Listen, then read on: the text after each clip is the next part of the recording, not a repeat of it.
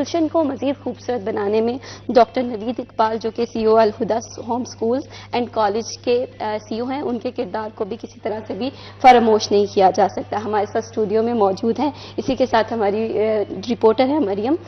مریم السلام علیکم. سر السلام علیکم، کیسے ہیں آپ؟ الحمدللہ ٹھیک ٹھاک. سر سب سے پہلے مجھے یہ بتائیں کہ آپ کا یہ جو پروجیکٹ ہے الہدا ہوم سویٹ، یہ اسپیشلی بچوں کے لیے کام کرتا ہے. جب آپ نے یہ ادارہ سٹارٹ کیا تو اس کے پیچھے آپ کا ویژن کیا تھا؟ بیسیکلی میرے ذہن میں ایک سوچ تھی کئی سالوں سے کہ میں ایک یتیم بچے کی کفالت کروں. وہ ایک جذبہ میرے اندر تھا کہ کیونکہ بڑی اس کی فضیلت آئی ہے قرآن میں، حدیث میں، اور میرے ایک جذبہ تھا کہ میں ایک بچے کی یتیم کفالت کے بعد سے کام کروں. لیکن بس اللہ تعالیٰ نے موقع دینا تھا، اس نے موقع دیا، سوچ میری میچور ہوئی، تو میں نے کہا کیوں نہ ان کے لیے کہ کوئی باقاعدہ ادارہ کھولا جائے. تو اس کے تحت ہم نے الہدا سویٹ ہوم کا آغاز کیا. یہ ہماری آرگنائزیشن ہے NNI، اس کے تحت یہ الہدا سویٹ ہوم ہم نے کھولا ہے. کب اس ادارے کا قیام کب ہوا تھا؟ یہ تقریباً 2 سال کے قریب ماشاءاللہ ہو چکے ہیں جی. اس کو لے کے ہم چل رہے ہیں اور سلسلہ جاری ہے. جب انسان اپنے ویژن پہ کام کرتا ہے تو اسے بہت زیادہ مشکلات کا بھی سامنا کرنا پڑتا ہے، اس کے ذہن میں بہت زیادہ شک و شبہات بھی ہوتے ہیں. تو جب آپ نے اس ادارے کا آغاز کیا تو کون کون سے چیلنجز کا سامنا کرنا پڑا؟ بالکل ایسے ہی ہے. ایکچولی ہمارے معاشرے میں 2 قسم کے لوگ ہوتے ہیں، ایک چیزوں کو پازیٹیو لیتے ہیں، ایک نیگیٹو لیتے ہیں. تو کچھ لوگوں نے کہا کہ نہیں نہ کریں، یہ ہے وہ ہے، رہنے دیں، کسی کی ویسے ہیلپ کر دیں، بہت سے معاملات ایسے تھے. لیکن میرا بڑا یقین تھا کہ اللہ کی ذات میری مدد کرے گی اور وہ ذات ہی اس چیز کو آگے لے چلے گی اپنے غیبی نظام کے تحت. اور ایسا ہی ہوا. میں نے سٹارٹ اپ لیا اور ایسے ہی 2 قسم کی رائے آ گئی، ایک پازیٹیو ایک نیگیٹو. لیکن میں نے پازیٹیو کو فالو کیا، اللہ پہ یقین رکھا، اس چیز کو لے کے آگے چلا. اور جب ہم نے یہ سارا اپنا انتظام کر دیا تو میں آپ کو بتاؤں کہ 3-4 ماہ تک ایک بچہ بھی ہمارے پاس نہیں آیا. لیکن خیر وہ پھر سلسلہ چلا اور اب ماشاءاللہ ہم 25+ ہو چکے ہیں اور ہم 100 تک جا رہے ہیں. انشاءاللہ اللہ تعالیٰ آپ کے ادارے کو مزید ترقیاں دے. مریم میں آپ سے جاننا چاہوں گی کہ سوشل ویلفیئر ایک انتہائی اہم ٹاپک بھی ہے اور یہ ضرورت بھی ہے. تو کون کون سے مسائل ہیں سوشل ویلفیئر کے جو کہ ہمیں ابھی سوسائٹی میں دیکھنے میں نظر آ رہے ہیں جس پہ ابھی ورکنگ کی ضرورت ہے؟ بالکل ایسا ہی ہے. بہت شکریہ مہوش. اس کے اندر سب سے پہلی چیز جس کو ہم گائیڈ کریں یا اس کے بارے میں بات کریں تو سوشل ویلفیئر کا ادارہ ہی ایسا ہے جس کے نام سے ہمیں پتہ چلتا ہے کہ یار یہ لوگوں کی ویلفیئر کے لیے بنایا جانا چاہیے یا اس کا موجود ہونا ہمارے لیے بہتر ہے. فیصل آباد کے اندر بچوں کے لیے بہت کم ادارے ہمیں نظر آتے ہیں جو ان کے ویلفیئر کے لیے کام کر رہے ہوں یا پھر ان کی تربیت کے اوپر کام کر رہے ہوں. اس وقت وفاقی حکومت کی جانب سے صرف چائلڈ پروٹیکشن ایک ایسا ادارہ ہے جو موجود ہے، اور اگر ہم پنجاب حکومت کی طرف سے بات کریں تو وہاں پہ صرف ایک چلڈرن ہوم ادارہ ہے جو موجود ہے، جو آپ کہہ لیں کہ اس کی تعداد جتنی ہمارے پاکستان میں صرف اگر ہم فیصل آباد کی بات کر لیں تو یہاں پر جو وہ بچے جن کے اندر یتیم مسکین بچے بھی ہیں، بھیک مانگنے والے بچے بھی ہیں، اور وہ بچے بھی ہیں جن کے ساتھ معاشرتی طور پر کوئی نہ کوئی زیادتی جو ہے وہ ہوئی ہوتی ہے، ان کو ٹیک کیئر کرنے کے لیے ہمارے پاس اتنی جگہ موجود نہیں تھی یا اتنے لوگ موجود نہیں ہیں جو ان کو ٹیک کیئر کر سکیں.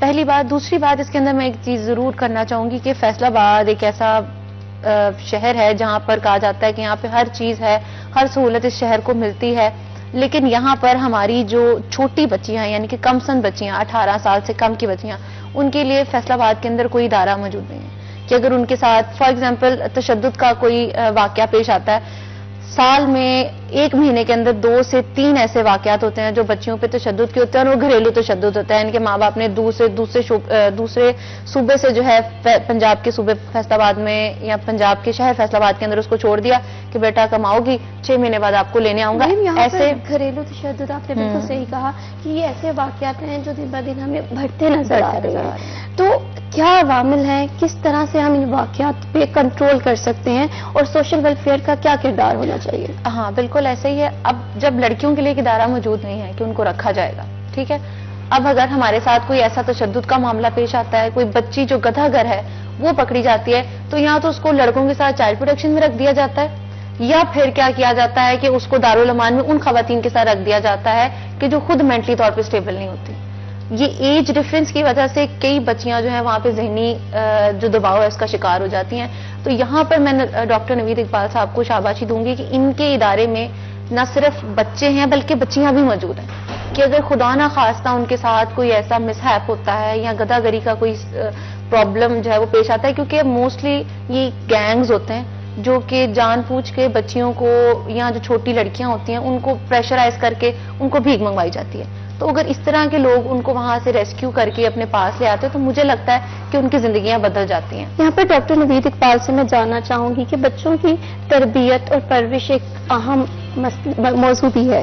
ظاہر سی بات ہے والدین جس طرح سے اپنے بچوں کی تربیت کرتے ہیں کہیں نہ کہیں سوسائٹی اس طرح سے نہیں خدمت کر سکتی. تو آپ کا ادارہ بچوں کی تربیت اور تعلیم میں کیا کردار ادا کر رہا ہے؟ بالکل ایسے ہی ہے جی. اس حوالے سے ہم بہت سیریس ہیں کیونکہ جیسا کہ آپ کو پتا ہے کہ میں آلودہ اسکول اینڈ کالج کا چیف ایگزیکٹو بھی ہوں. ہمارا باقاعدہ ایک تعلیمی ادارہ ہے.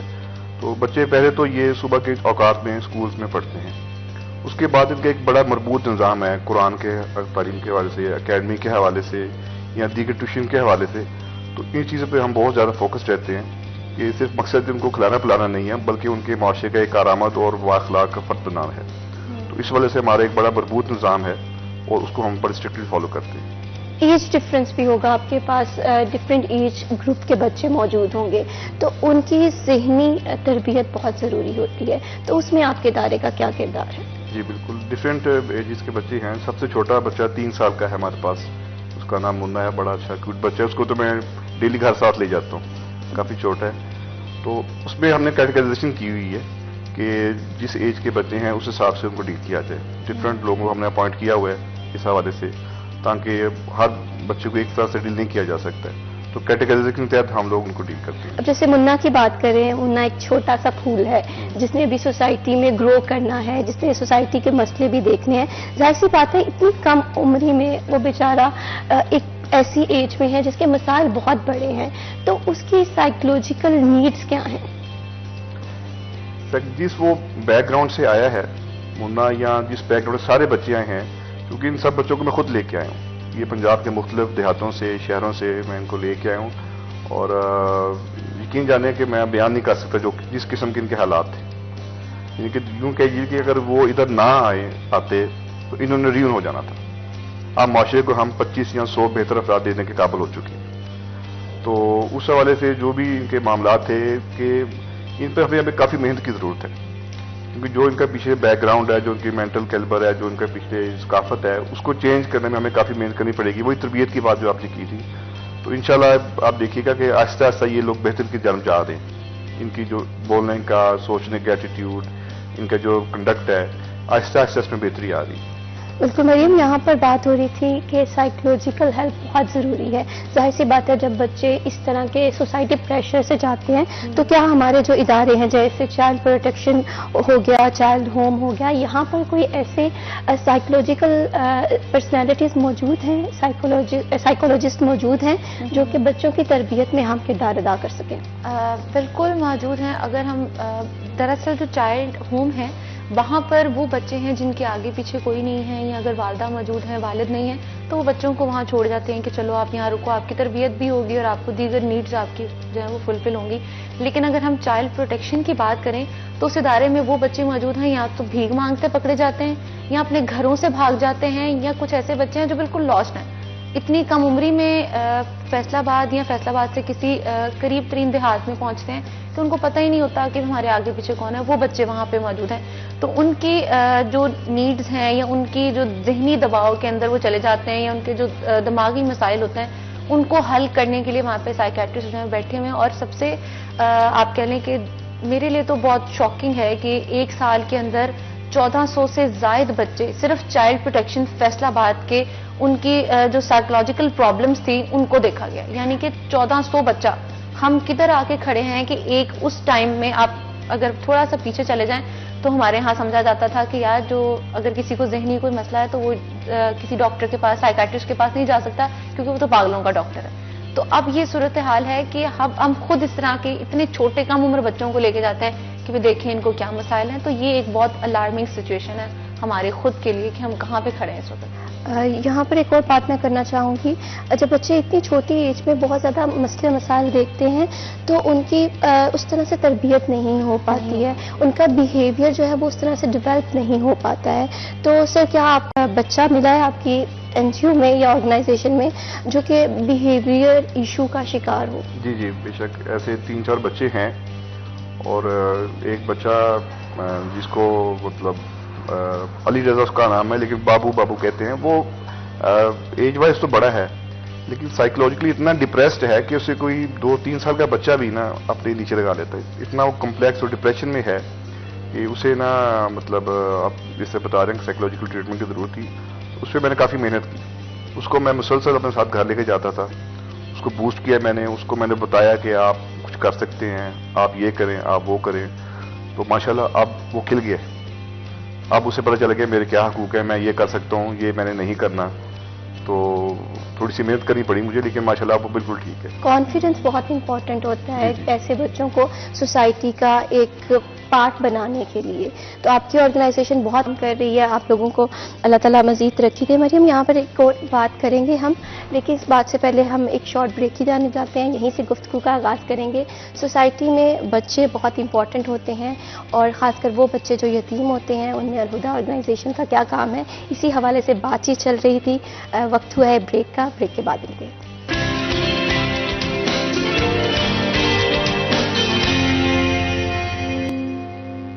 Welcome back. بات ہو رہی تھی الہدیٰ فاؤنڈیشن کا کیا کردار ہے orphan بچوں کی تعلیم و تربیت میں. ہمارے ساتھ موجود ہیں ڈاکٹر نوید اقبال, اور اس کے ساتھ ہمارے ساتھ ہماری رپورٹر مریم موجود ہیں. ایسے یہاں پر بات ہو رہی تھی بیہیویئر تھیوری کی. آپ نے جس طرح سے بتایا کہ ایک بچی فاطمہ ہے, اور اسی طرح سے منا ہے, ایسے اور بہت سارے بچے ہیں. جب بچے ارلی سٹیج پر آ پاتے ہیں تو کس طرح سے ڈائگنوز کرتے ہیں کہ یہ بچے ابھی کسی ایسی پریشانی یا ذہنی تناؤ کا شکار ہیں؟ دیکھیں, جو بچے 24 گھنٹے ہمارے پاس ہوتے ہیں, تو جو ان کی ٹیچرز ہیں یا جو ان کے جو کیئر ٹیکرز ہیں, اور میں خود ان کو آبزرو کرتا ہوں, بلکہ میری تو روٹین ہے کہ میں ڈیلی ایک بچے کو خود اپنے ساتھ گھر لے کے جاتا ہوں, پھر صبح میں دوبارہ ساتھ ادارے میں لے آتا ہوں. تو بڑی کیلی ہم چیک کرتے ہیں کہ روٹین سے ہٹ کر کون سا ایسا بچہ ہے جو مطلب آؤٹ آف وے بیہیویئر کر رہا ہے. تو اکارڈنگلی پھر اس کو تھوڑا اسپیشل ٹریٹمنٹ دینا پڑتا ہے, اسپیشل پروٹوکول دینا پڑتا ہے, اور پھر اکارڈنگلی بہتری آ جاتی ہے اس اعتبار سے ماشاءاللہ. مریم, جو ہمارا ادارہ ہے چائلڈ پروٹیکشن, اس میں کون کون سی سہولتیں ایسے بچوں کے لیے میسر ہیں؟ اچھا, بیسیکلی وہ ادارہ, کیونکہ میں نے بتایا کہ وہ گدھا گھروں کا اور دیگر جو یہاں پہ معاشرتی پرابلمز ہیں ان سے جڑ کر وہ بچے یہاں پر پہنچتے ہیں.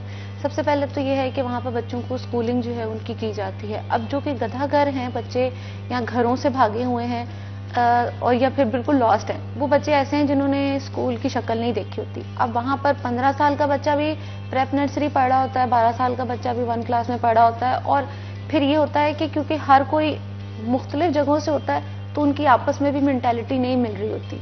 اگر کوئی ایک بچہ ذہنی دباؤ کا شکار ہوتا ہے تو وہ بچے جو ہیں وہ ان کا ایفیکٹ دوسروں پہ بھی پڑتا ہے. جیسے ہم نے ایک چھوٹی سی بات کئی بار سنتے ہیں ہم لوگ کہ ایک بندہ نیگیٹو ہونا 10 لوگوں میں سے, تو وہ ایک بندہ باقی 9 پہ اپنی نیگیٹیوٹی جو ہے وہ ڈال رہا ہوتا ہے. تو ویسے ہی اگر وہاں پر ایک بچہ کوئی نیگیٹو ہوتا ہے یا ذہنی طور پر ٹھیک نہیں ہوتا تو وہ باقی اس کا جو زور ہے وہ باقیوں پہ بھی پڑتا ہے. دوسری بات یہ, یہاں پر فیصل آباد میں جو ہمارے اسپیشل بچے ہیں جو کہ لاسٹ ہو جاتے ہیں, سم ٹائم ایسا ہوتا ہے کہ ان کو تو بالکل نہیں پتا ہوتا. اب ہمارے مہنگائی نے اور جو ہماری پرابلمز ہیں ان کی وجہ سے لوگوں نے اپنے جو اسپیشل بچے تھے ان کو بھی کئی بار گھر سے نکال دیتے ہیں, کیونکہ وہ کہتے ہیں کہ یار باقی 2 بچے نہیں پالے جا رہے, اس کو ہم نے, کیونکہ ان کی آبویسلی نیڈز زیادہ ہوتی ہیں.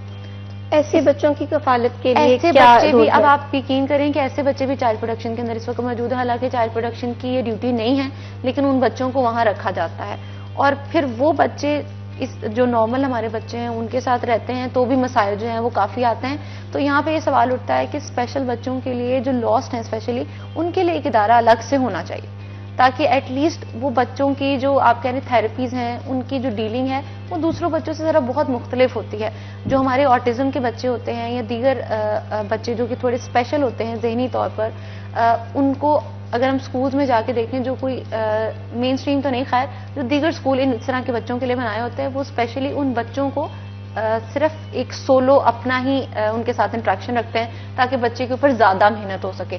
تو اگر ہم 200 بچے کے ساتھ وہ 3 سے 4 بچے یا 10 بچے جو کہ آٹزم ہیں یا اسپیشل ہیں ان کو رکھیں گے تو مجھے نہیں لگتا, اور ٹریٹ بھی ان کو ویسے ہی کریں گے, تو یہ بہت عجیب سی بات ہے کہ پھر وہ بچوں کی زندگی کیسے گزرے گی. کیا وجوہات ہیں اسپیشل بچے جو ہیں انہیں زیادہ ہمیں کاؤنسلنگ کی بھی زیادہ ضرورت ہوتی ہے, کیئر کی بھی زیادہ ضرورت ہوتی ہے, تو کیا وجوہات ہیں کہ ابھی تک کوئی ادارہ ہی نہیں اوپن ہو سکا؟ میں نے جیسے کہ آپ کو بالکل اسٹارٹ میں بتایا کہ ہمارے ساتھ جو اسپیشلی لڑکیاں ہیں ان کے ساتھ بہت سے ایشوز ہوتے ہیں. اب اگر آپ بات کر لیں 2 ہفتے پہلے چلی جائیں تو ایک خاتون کے ساتھ جو ہے وہ زیادتی کا معاملہ پیش آیا, پھر پچھلے مہینے میں چلے جائیں تو ایک لڑکی تھی اس پہ تشدد کا واقعہ پیش آیا. اس پوائنٹ پر آ کر ہم بچیوں کو رکھنے کے لیے کوئی ادارہ نہیں ہمارے پاس ہے ہی نہیں, ہم ان کو دارالمان رکھ دیتے ہیں. بھئی وہ ان کے لیے جگہ نہیں ہے. جب آپ کہہ رہے ہیں کہ لڑکیوں کے لیے, بچیوں کے, چھوٹی بچیوں کے لیے ہم یہ نہیں سوچ رہے کہ بھئی دارالمان کے علاوہ ان کے لیے کوئی جگہ ہونی چاہیے, تو پھر اسپیشل بچوں کو تو آپ کہیں ہمارا معاشرہ جگہ نہیں اتنی جلدی دیتا. ہمارے اگر خدا نخواستہ کسی گھر میں بھی ہو نا تو بہت کم لوگ ایسے ہیں جو سینسٹیولی ان بچوں کو دیکھتے ہیں یا ان کو سمجھتے ہیں کہ نہیں یار اللہ پاک کی طرف سے ہے, ان کو ہم نے ڈیل کرنا ہے. ورنہ ہمارا معاشرہ ایسا ہے کہ ان کو کوئی نہ کوئی غلط طریقے سے. میں ابھی کل ایک ادارے کے اندر گئی ہوں تو وہاں پہ زیادہ بچوں کی تعداد تھی وہ آٹزم کی تھی, اور میں وہاں جا کے میرے دل میں خیال آیا کہ یار جب ہم پہلے کے زمانے میں تھے تو اس طرح کے بچوں کو والدین جو تو گھر سے باہر نہیں نکالتے تھے صرف اس وجہ سے کہ بھئی باہر جا کے کیا کریں گے, ان کا کیا کام ہے. تو میرا خیال ہے کہ ان بچوں کو واقعی ہی باہر نکالنے کی ضرورت ہے. وہ نکلیں, وہ اپنے سکولز میں جائیں, کچھ سیکھیں, اور ایٹ لیسٹ اپنے لیے کسی اور پہ بوجھ نہ بنے, اپنے لیے کچھ کر سکیں. یہاں پر اسپیشل بچوں کی بات ہو رہی تھی تو میں ڈاکٹر نوید اقبال سے جاننا چاہوں گی کہ آپ کے ادارے میں کوئی ایسا اسپیشل بچہ ہے جسے آپ لوگ ٹریٹمنٹ دے رہے ہیں اور اس کی پروگریس ہوئی ہے؟ جی جی بالکل. اس میں ان کی بات کو تھوڑا سا آگے بڑھاؤں گا کہ ہمارے پاس ایک ایسے بچہ آیا تھا طیب, تھوڑا اس کا مسئلہ تھا مائنڈ کا, تھوڑی سی چیزوں کا مسئلہ تھا. تو وہ بچہ ہمارے پاس 2-3 ماہ رہا ہے. ہم نے پوری کوشش کی تھی کہ فار ایگزامپل یا تو اس کو ٹھیک کر دیں یا کسی طرح سے چیز مینج ہو جائے, لیکن ہم نہیں کر پائے. وہ دوسرے بچوں کے لیے کافی مطلب پرابلم کریٹ کر رہا تھا, ان کی جو ہیلتھ کے یا ان کی جو ٹھیک معاملات ہیں. تو کہنے کا مقصد ہے کہ ان کے لیے پھر ایک الگ سسٹم ہونا چاہیے, آرفنیج کے علاوہ بھی نا ان کے لیے ایک الگ اسپیشل ہونا چاہیے. یہ وقت کی ضرورت ہے کیونکہ آرفنیج میں اتنی فیسلٹی بعض کا نہیں ہوتی کہ آپ فار ایگزامپل ایسے لوگوں کو بھی اسپیشل ٹریٹ کر سکیں. تو باقی جو دوسرے کیسز ہیں جو ڈپریس ہیں یا کمپلیکس ہیں یا کوئی خوف کا شکار ہیں وہ تو اکارڈنگلی ڈیل کیے جا سکتے ہیں آرفنیجز میں, لیکن اس کے لیے اسپیشل سائیکولوجیکل ٹریٹمنٹ یا ایک تھراپسٹ چاہیے ہوگی, ادروائز یہ ڈینجرس ہے. یتیم بچوں کی تعلیم و تربیت تھوڑا اہم مسئلہ اس وجہ سے بھی ہے کہ ان کے پاس والدین کی سرپرستی نہیں ہوتی. تو ایسے بچوں کی تعلیم و تربیت میں آپ کو کون کون سی مشکلات کا سامنا کرنا پڑا ہے؟ ایک تو میں نے بتایا کہ جیسے انہوں نے بتایا کہ ایج ڈفرینس ہوتا ہے, سارے ہی پری نرسری سے سٹارٹ لے رہے ہیں, جو 10 سال کا ہے, جو 15 سال کا ہے. تو پھر ظاہر ہے کہ ان کا بیک گراؤنڈ ہے, کوئی دیہات سے آیا ہے, کچھ محلوں سے آئے ہیں, تو وہ سارے چھاپ ان کے دماغ پہ ہوتی ہے, لینگویج, ان کے بولنے کا سٹائل. تو آپ سمجھتے کہ مشکل ٹاسک ہے, آپ اس کو آسانی سے بچوں کو ڈھال نہیں سکتے, ان پر کافی محنت کرنے کی ضرورت ہے اور تھوڑا صبر آزما کام ہے. بالکل, یہ واقعی اور یہ ایسے ہے کہ کیونکہ بچے جو ہیں ان سے ہی ہماری سوسائٹی آگے گرو کرے گی, کل کو یہی ہمارے ملک کا مستقبل ہے. لیکن مریم ایک بات یہ بہت دیکھنے کو آ رہی ہے کہ جس طرح سے ہمیں ٹریفک سگنلز پہ بھیک مانگنے والوں کے بچوں کی تعداد بڑھتی دکھائی دے رہی ہے, تو اس کی کیا ریزنس ہیں؟ اب ہمارے فیصل آباد کے اندر نون لیگ حکومت 2018 سے پہلے فیصل آباد کے اندر بیگرز ہوم کے لیے آپ کہہ لیں کہ 8 کروڑ سے زائد کی جو رقم ہے وہ مقدس کی گئی کہ بھئی یہاں پر جو ہے وہ بنایا جائے گا اور جو بھیک مانگنے والے لوگ ہیں ان کی روک تھام ہوگی. خیر وہ نہ ہو سکا. پھر سوشل ویلفیئر نے پناہ گاہ کے اشتراک سے ایک بیگرز کمپین شروع کی کہ فیصل آباد میں جو بچے اور خواتین اور مرد جو بھیک مانگتے تھے ان کو ڈیلی بیسس پہ پکڑا جاتا تھا, ان کے اوپر FIR کی جاتی تھی اور ان کی روک تھام جو تھی وہ کی جا رہی تھی. لیکن اب افسوس کی بات یہ ہے کہ پچھلے 6 سے 7 ماہ تک وہ بیگرز کی جو مہم تھی وہ بھی ختم کر دی گئی. اب اگر آپ دیکھیں تو فیصل آباد میں اس وقت بہت ایک بڑی تعداد ہمیں نظر آتی ہے. آپ جس اس پہ چلے جائیں کسی بھی اشارے کے اوپر آپ کو وہاں پہ بچے نظر. اور اچھا اس میں سب سے بڑی چیز یہ ہے کہ ٹارگٹ بچوں کو اور خواتین کو کیا جاتا ہے. ان کو پتا ہے کہ وہ مانگیں گے تو لوگ سمپتھی کے نام پہ جو ہے بہت جلدی پیسے نکال کے فوراً سے دے دیں گے. اب ہمارے ہاں یہی ایک چیز نظر آتی ہے کہ بھیک مانگنے والے بچوں کی تعداد کے اندر اضافہ ہو رہا ہے، اور اس کی ایک بڑی وجہ مہوش جو میں یہاں پہ ضرور کوٹ کرنا چاہوں گی کہ ہمارے ہاں جو مہنگائی ہے اس نے متوسط طبقے سے نیچے کے جو لوگ ہیں نا ان کو اتنا تنگ کر دیا ہے کہ وہ اب کہتے ہیں کہ بچہ اسکول پڑھے نہ پڑھے، وہ پیدا ہو اس کے 3-4 سال گزرے اور اس کے بعد ہم اس کو اشارے پہ بٹھا دیں، کیونکہ ان کو پتا ہے کہ ہمارے گھر کا کام نہیں چل سکتا، ہمارا کاروبار نہیں چل سکتا، اور یہاں پہ ہماری الارمنگ سچویشن شروع ہوتی ہے کہ ہماری حکومت کیا کر رہی ہے۔ ظاہر سی بات ہے بہت سارے بچے ہیں جو تو مجبوری کے تحت بھیک مانگ رہے ہیں، لیکن بہت سارے بچے ایسے بھی ہیں جنہیں مجبور کیا جا رہا ہے۔ مجبوری جو ہے نا مہوش، وہ بھی ان کا آپ کہہ لیں کہ ایک عادت بن جاتی ہے۔ اس کے بعد اگر اس طرح کے بچوں کو، کیونکہ میں نے کیسز کچھ دیکھے چائلڈ پروٹیکشن میں بھی، تو وہ اس طرح کے بچے اگر ان کو چھوڑ دیا جائے یا ان کے والدین آ کے لے جائیں تو وہ کچھ دن بعد وہیں ہمیں نظر آتے ہیں۔ یہ میرے ساتھ اپنے ساتھ واقعہ پیش آیا کہ ایک بچے کی میں کوریج کے لیے گئی اور اس کو پکڑا گیا تھا بھیک مانگتے ہوئے۔ کچھ ہی ہفتوں بعد وہ بچہ مجھے پھر سڑک پہ ایسے ہی میں جا رہی تھی تو مجھے سے روک کہتا آپ وہی ہے نا جو مجھے وہاں ملی تھی۔ تو کہنے کا مقصد یہ ہے کہ یہ بچے اتنے عادی ہو چکے ہیں کہ ان کو پتا ہے کہ اب وہاں سے نکل کے بھی ہم نے کچھ نہیں کرنا، ہمیں بھیگی مانگنی ہے۔ یہاں پر نا کاؤنسلنگ بہت امپورٹنٹ ہے۔ اگر ہم بچوں کی کاؤنسلنگ کریں، انہیں بتائیں کہ کس طرح سے ہم ایک بہتر شہری بن سکتے ہیں، کس طرح سے ہم اپنے معاشرے کو بہتر بنا سکتے ہیں، تو شاید وہ جو بچہ آپ کو دوبارہ سگنل پہ ملا تھا وہ نہ ملے۔ تو کاؤنسلنگ کتنی امپورٹنٹ ہے، اور ہمارے جو ادارے ہیں خاص کر کے گورنمنٹ کے، اس پہ کیا کام کیا جا رہا ہے؟ کیا کام کیا جا رہا ہے؟ کاؤنسلنگ کو میں نے بتایا ہے کہ ہمارے ہاں نا معیوب سمجھا جاتا ہے کہ اوہو مطلب آپ کو ذہنی دباؤ ہو رہا ہے، آپ ڈاکٹر کے پاس جائیں گے، نہیں وہ کیا کرنا ہے، جا کے نماز پڑھو اور اللہ کو یاد کرو۔ ٹھیک ہے، it's a part of life کہ آپ اللہ کو یاد کرو، لیکن کئی بار آپ کو اپنے ذہنی مسائل کو حل کرنے کے لیے، اس کی کاؤنسلنگ کرنے کے لیے آپ کو جانا پڑتا ہے۔ اور اس میں ایک اور چیز بھی ہے کہ ہماری نا یہ کیریئر کاؤنسلنگ بھی ہوتی ہے جو بہت ضروری ہے۔ فار ایگزامپل ہمارے بہت سے ایسے بچے ہیں جو میٹرک کے بعد نا ان کی کاؤنسلنگ نہ کی جائے تو وہ بیچارے بھٹک جاتے ہیں، ان کو بھی سمجھ نہیں آتی، اور وہاں پہ بھی یہی صرف ایک پرابلم جو ہے وہ سامنے آتی ہے کہ ان کی کاؤنسلنگ نہیں کی گئی، ان کو سمجھایا ہی نہیں گیا، ان کو بتایا۔ بالکل اسی طرح اپوزٹ سائڈ یہی ہے کہ اس طرح کے بچے جو بھیک مانگ رہے ہوتے ہیں اور اس طرح کے کاموں میں پڑ جاتے ہیں، اور پھر میں کہوں گی کہ ان کو بچانے والا بھی کوئی ہمیں نظر نہیں آتا، تو پھر یہاں پر یہی پوائنٹ جو ہے وہ اٹھتا ہے کہ بھی ان کی کاؤنسلنگ نہیں کی گئی، حکومتی سطح پہ کیا اقدامات ہونے چاہیے؟ حکومت کے اقدامات یہی ہیں کہ سب سے پہلے تو ان کو ایک ادارہ جس طرح سے نوید صاحب کا ادارہ اس وقت موجود ہے، اس کو سپورٹ کرنے کی مجھے لگتا ہے کہ بہت زیادہ ضرورت ہے، کیونکہ ہمارے ہاں ادارہ اگر انہوں نے سب سے جو اچھی بات میں نے آپ سے پہلے بھی کی کہ انہوں نے ایک لڑکیوں کو بھی وہاں پہ بچیوں کو رکھا ہوا ہے، ایک بچیاں موجود ہیں، میری ان سے کچھ دن پہلے ملاقات ہوئی، بلکہ وہ اس بات کو سیکنڈ بھی کریں گے کہ انہوں نے مجھے خود بتایا کہ 2 بچیاں تھیں جو ہمارے پاس رہ رہی تھیں، اور وہ بچیوں کو یہاں سے ان کے والدین یا ان کے عزیز و اقارب جو ہیں وہ لے گئے، اور کچھ عرصے بعد انہوں نے انہی بچیوں کو بھیک مانگتے ہوئے دیکھا اور دوبارہ سے ان کے گاؤں ان کو لینے گئے۔ تو یہ ایک ایسا پوائنٹ تھا کہ یار واقعی ان بچیوں نے بھی پھر سوچا ہوگا کہ یار ہم نے کیا کیا، اور ہماری کاؤنسلنگ کے لیے پھر آگے کون آ رہا ہے۔ تو اس طرح کے افراد کا ہمارے معاشرے میں ہونا بہت زیادہ کہیں نہ کہیں والدین کا کردار بہت امپورٹنٹ ہے ان سارے فیکٹرز میں۔ چلے ایک تو ایسے بچے ہوتے ہیں جن کے والدین نہیں ہیں، وہ مجبوری کے تحت یہ سارے کام، لیکن ایک جانب ایسے والدین بھی ہیں جو کہ اپنے بچوں کی تربیت کر سکتے ہیں، لیکن وہ مجبوراً یا بغیر کسی مجبوری کے اپنے بچوں کو فورس کرتے ہیں، تو یہ انتہائی غلط ہے۔ ابھی وقت ہوا ایک بریک کا، بریک کے بعد آتے ہیں، یہیں سے گفتگو کا آغاز کرتے ہیں۔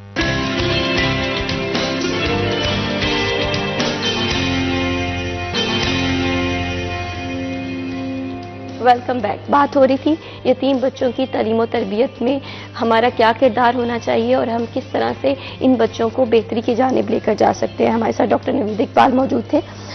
میں آپ سے جاننا یہ چاہوں گی کہ سپورٹ بہت ضروری ہوتی ہے۔ جب آپ نے اس ادارے کا قیام کیا تو بہت سارے لوگ ہوں گے جنہوں نے آپ کی مخالفت بھی کی ہوگی، بہت سارے لوگ ہوں گے جنہوں نے آپ کو سپورٹ بھی کیا ہوگا، تو کون وہ لوگ تھے جنہوں نے آپ کو سپورٹ کیا اس ادارے کو بنانے میں؟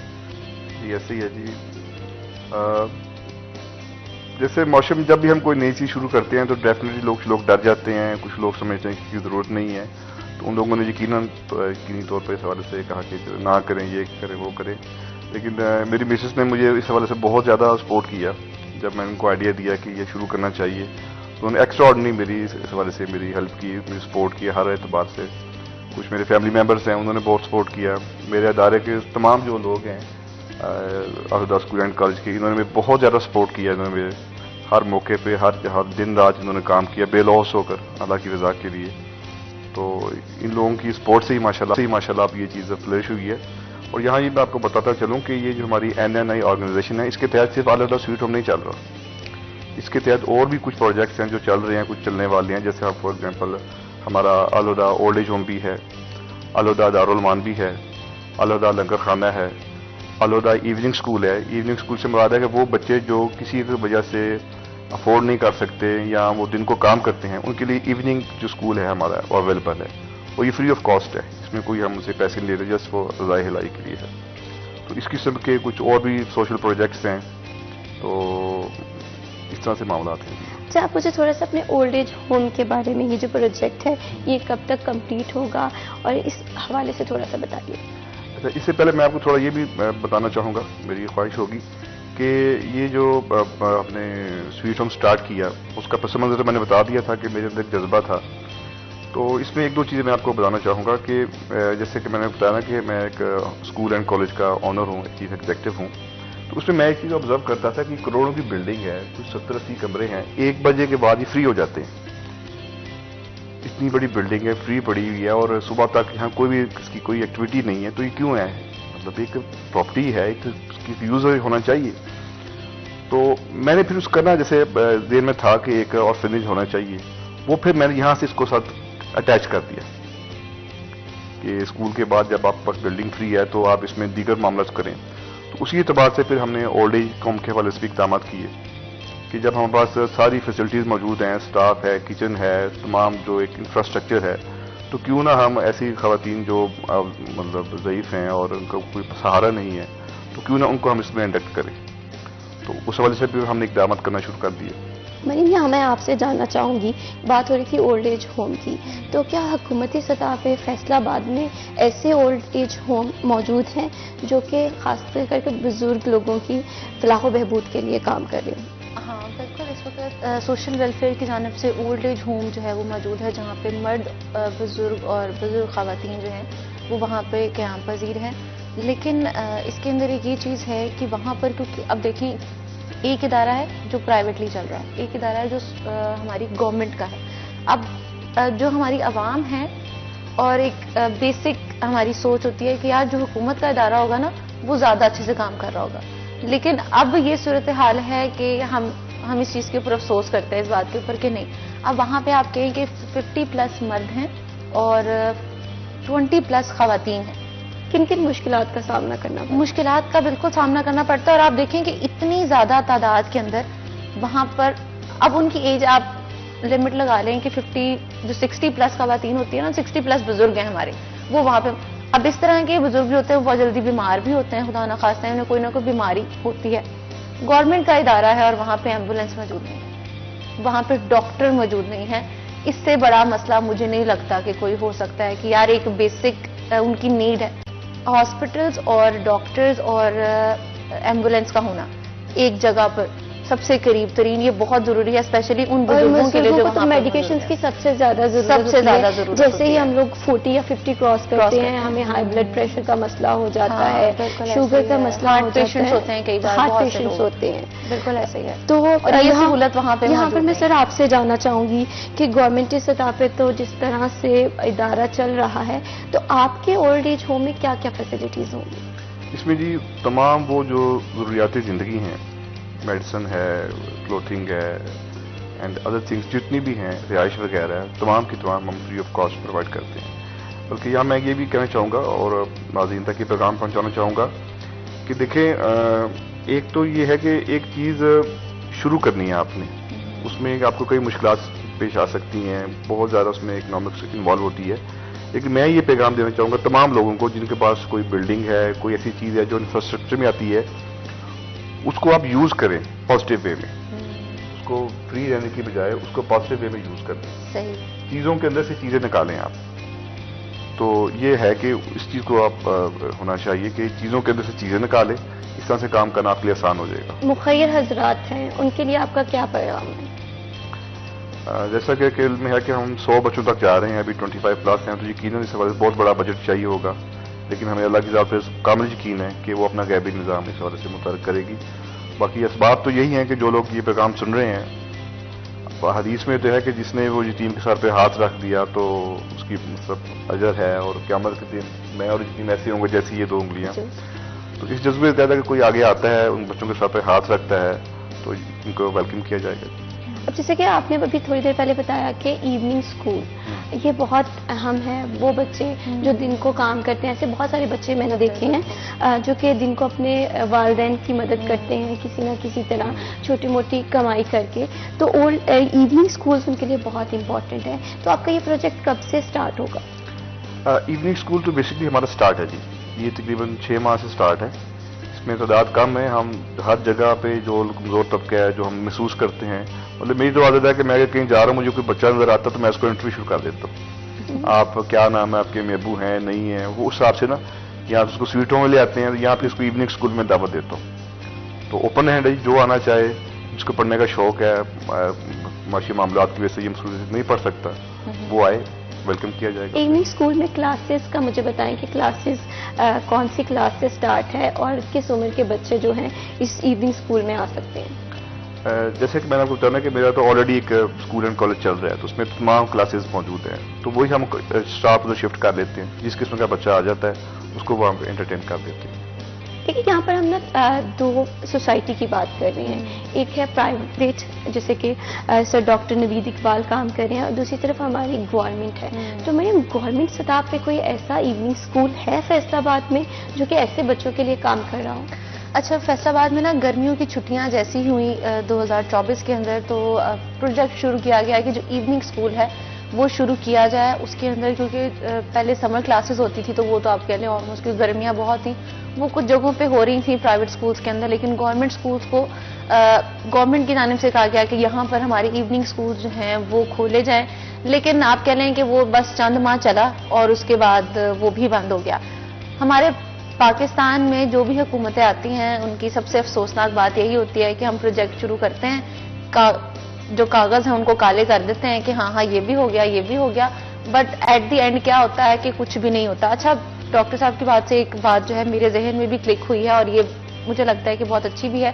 اگر ہمارے پرائیویٹ اسکولز بھی اسی طرح سے کرنا شروع کر دیں کہ بھئی آپ لوگوں کی بلڈنگز بھی تو 2 بجے کے بعد یا میکسیمم 3 بجے کے بعد بھی خالی ہوتی ہیں, اگر اس طرح کے ایوننگ اسکولز ہر جگہ کھل جائیں تو مجھے لگتا ہے کہ بہت سے ایسے بچے جو کہ اپنی پرائیویٹ میٹرک کے بعد اپنی تعلیم پوری نہیں کر سکے, یا 5th کلاس کے بعد 8th کلاس کے بعد بہت سے معاملات ہوتے ہیں, اگر وہ پوری نہیں کر سکے تو ایٹ لیسٹ چلو وہ ایسے اسکول میں جا کے اپنی بیسک نیڈ, اپنی بیسک تعلیم جو ہے اس کو ہی پورا کریں گے کہ شاید معاشرے میں ایک اہم شہری ہونے کا کردار ادا کر لیں وہ.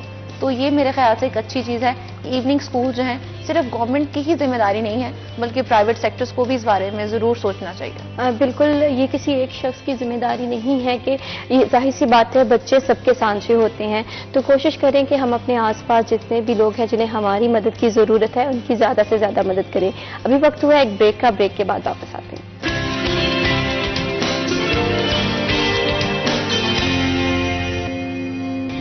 Welcome back. بات ہو رہی تھی یتیم بچوں کی تعلیم و تربیت میں بینگ اے سٹیزن ہمارا کیا رول ہونا چاہیے.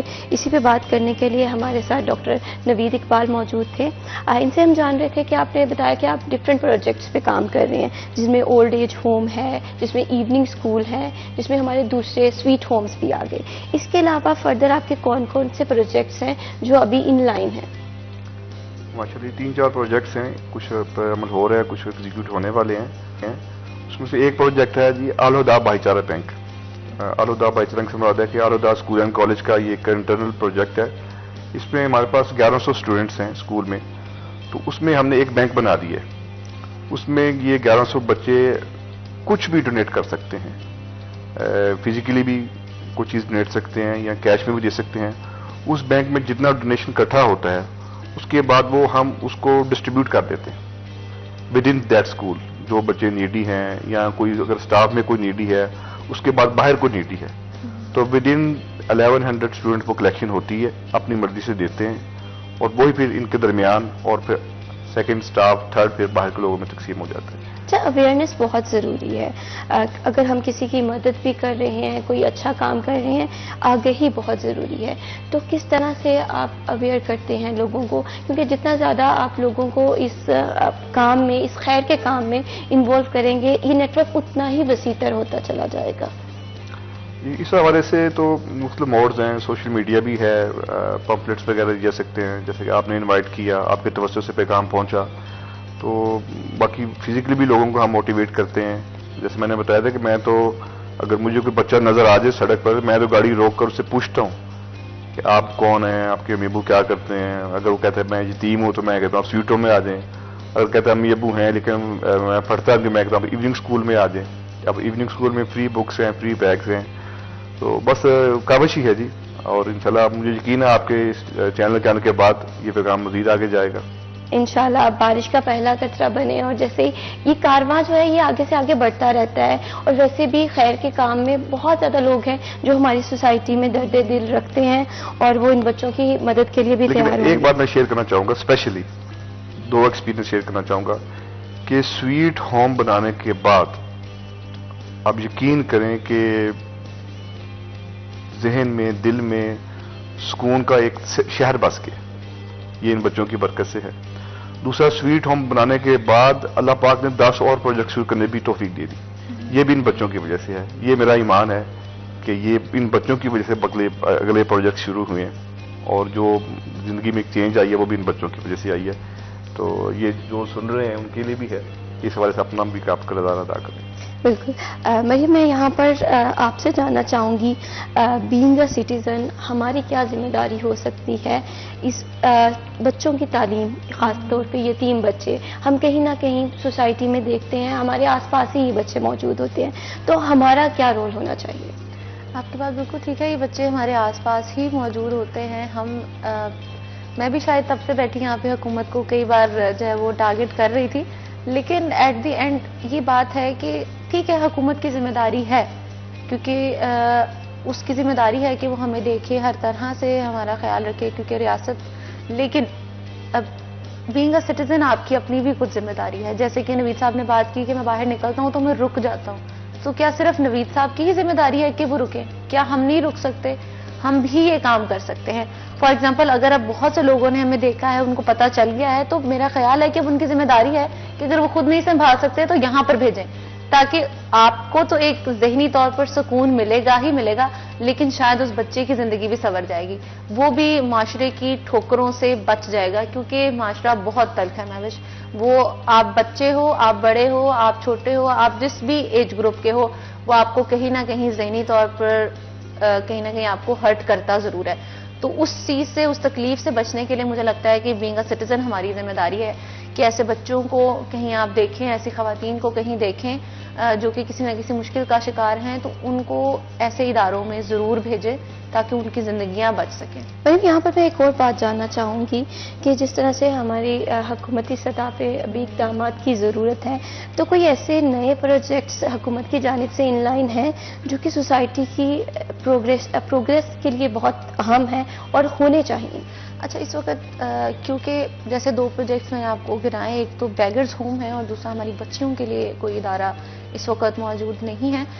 تو 2024 کے جون کے اندر جب بجٹ آیا تو ایسی افسوسناک بات ہے کہ فیصل آباد سوشل ویلفیئر اور اس طرح کے ادارے جو اس سے ریلیٹڈ تھے ان کو بجٹ نہیں ملا جو ملنا چاہیے تھا. 2 سے 3 سال گزر چکے ہیں. کچھ بلڈنگز کو جن کو ADPA اسکیم کے تحت ان کو کہا گیا کہ آپ کی کنسٹرکشن ہوگی، جو پیسے دے دیے کہ اس کے بعد وہ کنسٹرکشن بھی رک گئی، جس کے اندر دارالمان بھی ہے، اس کے علاوہ ہمارا صنعتدار ہے، وہاں پر بھی یہی صورتحال ہے. تو یہ چیزیں ہیں کہ اگر آپ کا حکومت کہتی ہے کہ ایک پروجیکٹ شروع کرنا ہے تو اس کو تھوڑے تھوڑے فنڈز دینے بہت ضروری ہیں. اب جیسے کہ میں نے آپ کو بتایا کہ دارالمان میں اگر تھوڑا سا وقت ہو تو بتا دوں کہ دارالمان میں صرف 2 کمرے موجود ہیں جہاں پہ 40+ خواتین رہ رہی ہیں، جبکہ پوری بلڈنگ ایک تیار کر دی گئی ہے، لیکن کیونکہ اس کی پوری سی آپ کہہ لیں کہ اس کی پوری تیاری نہیں ہو سکی، وہاں فرنیچر نہیں آ سکا. جیسے یہ آپ بتا رہی ہیں کہ 2 کمرے ہیں اور 40 کے قریب وہاں پر خواتین موجود ہیں، اور ان کے ساتھ مسائل بھی ہوں گے، بچے بھی موجود ہیں ان کے ساتھ، ان کے مسائل بھی ہوں گے، انہیں دکھ بھی ہوگا، انہیں تکلیف بھی ہوگی. تو وہ کون سے ایلیمنٹس ہیں، وہ کون سے عوامل ہیں جو کہ ان پروجیکٹس کے راہ میں رکاوٹ ہیں؟ سب سے پہلا تو ہمارا جو رکاوٹ ہے وہ ہے فنڈز کی، جو کہ اگر مل بھی جائے تو وہ ہماری آپ کہہ لیں کہ آگے ہم تک پہنچ نہیں پاتی، ان لوگوں تک پہنچائی نہیں جاتی جہاں تک پہنچانے کی ضرورت ہے. جیسے کہ انہوں نے بتایا کہ ہمارا بجٹ آیا سال کا اور اس کے اندر جگہ ہی نہیں تھی اس کے لیے، وہ انہوں نے اس کو کسی کھاتے میں ڈالا ہی نہیں، انہوں نے کہا رہنے تو کی کرنا. تو وہی والا حساب ہے کہ یہ جو فنڈز ہیں یہ سب سے ایک بیسک نیڈ ہے. فار ایگزامپل اگر ہم سادی سی بات کر لیں کہ بھی سڑک کیوں نہیں بن رہی، ملت چوک کیوں نہیں بن رہی، اس کی ایک بیسک وجہ یہی بتائی جاتی ہے کہ جی ہمارے پاس فنڈز نہیں ہیں. کہاں گئے یہ فنڈز؟ 40 خواتین سے ملی بھی ہوں گی، کچھ سے آپ نے بات بھی کی بالکل ہوگی، ایسے ہی ہے. ان کے مسئلے مسائل بھی سنے ہوں گے. تو کون سے ایسے مسئلے ہیں جو وہ فیس کر رہی ہیں، ان کے مطالبات کیا ہیں؟ اچھا، اس میں سب سے پہلے تو خواتین وہ یہاں پر ہوتی ہیں، جیسے میں نے بہت سٹارٹ میں بات کی تھی کہ وہ خواتین نا ذہنی دباؤ کا شکار ہوتی ہیں. ٹھیک ہے، کیونکہ ان میں سے کئی ایسی ہوتی ہیں جنہوں نے پسند کی شادی کی گھر سے بھاگ کر، اور اب جنس کے ساتھ کی ہے وہ بھی رکھنے کے لیے تیار نہیں ہے. اور اس کے بعد پھر یہ ہوتا ہے کئی بار کہ ہمارے ہاں معاشرتی مسائل ہوتے ہیں، پیسے نہیں ہوتے، وہ بیگم کو دیتے نہیں ہیں، تو وہ خواتین چونکہ وہ بہت زیادہ بیک گراؤنڈ ان کا لو ہوتا ہے، وہ پھر بھاگ کے آ جاتی ہیں. اس کے بعد ان کے ہسبینڈ ان کو ڈھونڈتے ہیں، مار کٹائی، تشدد، اس طرح کی چیزیں. اب وہ ایک تو خاتون خود ذہنی طور پر آپ کہہ لیں کہ اسٹیبل ہے، اس کے ساتھ پھر ان کے بچے بھی موجود ہیں. 45 خاتون ہیں اور 20 کے قریب بچے ہیں وہاں پر. تو وہ 2 کمروں میں ان کا رہنا آپ یقین کریں کہ کتنا زیادہ مشکل ہوگا.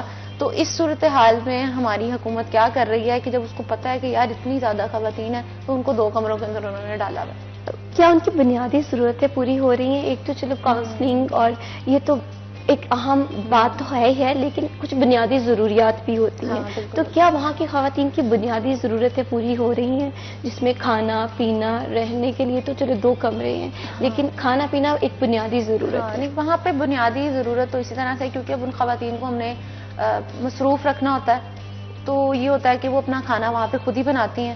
جس کمرے میں وہ رہائش پذیر ہوتی ہیں اس کی صفائی وغیرہ خود کرتی ہیں. اور مجھے لگتا ہے یہ کرنا چاہیے، یہ ہماری سنت بھی ہے کہ بھئی اس چیز کے اوپر کام کریں. آپ کو خود اپنا آپ صفائی جو ہے وہ نصف ایمان ہے. ان کو مصروف وہاں پہ ضرور رکھا جاتا ہے، لیکن اب بیسک پوائنٹ ہے کہ چلو اگر ان کو وہاں رکھا جا رہا ہے تو ان کو بہتر جگہ پہ رکھا جائے، نہ کہ ان کو 2 کمروں کے اندر جو ہے وہ. بالکل مریم، میں آپ کی بات سے متفق ہوں. ڈاکٹر نوید اقبال، آپ کا بہت بہت شکریہ. ہم دعا گو ہیں کہ آپ کو اللہ تعالیٰ مزید ترقی دے. آپ جس نیک مقصد کے لیے نکلے ہیں وہ مقصد بہت زیادہ اور بہت وسیع تر نیٹ ورک پہ پھیل جائے. میں یہاں ایک چھوٹی سی بات کرنا چاہوں گا کہ جس نے دارالعلوم کی بات کی، میں نے کل اپنے سٹاف کو کہا ہے کہ دارالعلوم میں جو خواتین آئیں گی دی موسٹ ڈیزرونگ ہونی چاہیے. کوئی ایسی خاتون نہ آ جائے کہ وہ ادھر آ جائے، اس کا مہینے کا 20 25 30 بچ جائے، اس کا وہ بینک بیلنس بنتا جائے. بالکل، دی موسٹ تو ڈیزرونگ ہماری چاہیے. دعائیں آپ کے ساتھ ہیں. اور دوسرا ہمیں 75 بچوں کی مزید ضرورت ہے.